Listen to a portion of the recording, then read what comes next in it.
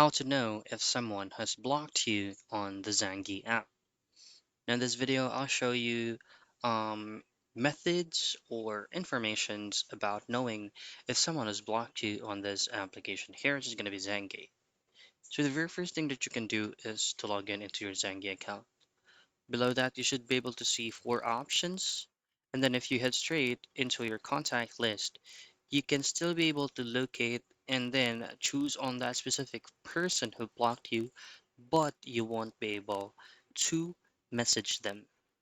Even if you go ahead and clear cache from the application itself, for example, this one, tapping and holding the app, and then hit on the eye icon for you to be redirected into the app info, go into storage.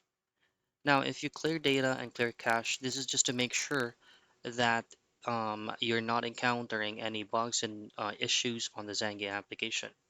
Once you've done this, you simply go back into the application, try to look for that specific person once again, and try to send them a message. If you really cannot send them a message, then that's the first factor that someone has blocked you. And that is the most convenient way for you to know if someone has blocked you on Zangi.